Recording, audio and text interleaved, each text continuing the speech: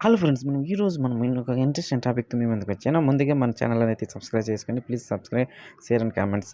మన channel చిన్నబ్బాయి official channel. ఈ ఛానల్‌లో మనకు మూవీస్ రివ్యూస్ విని చాలా మంచి మంచి వీడియోస్ ఉన్నాయి. దీంట్లో తప్పకుండా ప్లీజ్ చేసేయండి. నచ్చితే తప్పకుండా లైక్ చేయండి. లేకుంటే డిస్‌లైక్ అయినా చేయండి. ఏం ఇబ్బంది లేదు, పర్వాలేదు మనకు. ఇలాంటి మరిన్ని ఇన్ఫర్మేషన్ కావాలంటే సినిమా రివ్యూస్ గాని చాలా మంచి మంచి వీడియోస్ మన ఛానల్‌లో వస్తూ ఉంటాయి. ముఖ్యంగా ఈరోజు మంచు మనోజు, మోహన్ బాబు మధ్య గలాట ఎందుకు జరిగింది? దేనివల్ల జరిగిందనేది ముఖ్యంగా మనకు హాట్ టాపిక్‌గా మారిపోయింది గదా! ఎక్కడ చూసినా మనకు దీని గురించే నడుస్తుంది. చర్చ అనేది దీని గురించే నడుస్తుంది. దాంట్లో మనకు పూర్తిగా తెలుసుకున్నాం. దానికి జెన్యూన్ ఇన్ఫర్మేషన్ మన ఛానల్‌లో ఇవ్వడం జరుగుతుంది. దాని గురించి మనం పూర్తిగా క్లారిటీగా, వివరంగా తెలుసుకునే ప్రయత్నం అయితే 100కి 100% చూద్దాం.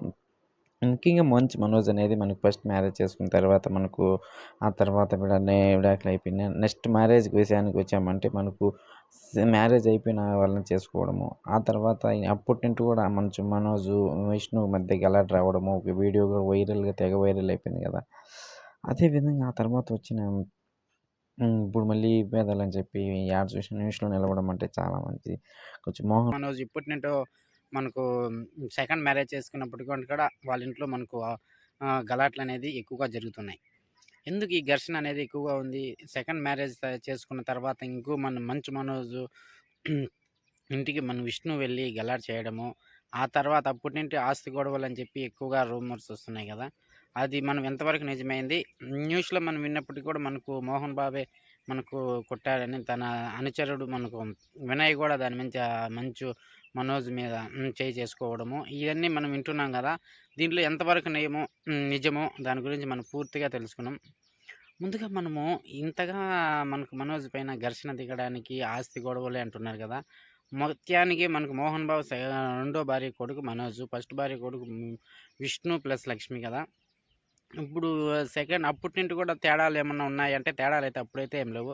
డీప్‌గా మనము ఫ్యామిలీ విషయాలకు మనం మాట్లాడాల్సిన అవసరం లేదు. కానీ దేనివల్ల గొడవ అంటే ఆస్తి గొడవల వల్లే ఎక్కువగా గలాట జరిగాయి కాబట్టి ఇంట్లో కూర్చొని మాట్లాడుకోవాల్సిన విషయాన్ని మనము వీధిలోకి లాగడం అంటే చాలా బాధాకరం అనిపిస్తుంది. ఇంత ఫేమస్ ఉన్న మోహన్ బాబు గూడా ఎలా మనకు డైలాగులు ఫస్ట్ చెప్తూ ఆ తర్వాత హీరో అయ్యి, హీరో తర్వాత మంచి మంచి సినిమాలు హిట్ అయ్యి, తర్వాత మన కాలేజ్ విద్యానికేతన్ ఇలా స్థాయిలో ఉన్న వ్యక్తి కూడా ఇంట్లో ఉన్న గుట్టుని ఈదులోకి రాగడం అంటే చాలా బాధాకరం అనిపించింది.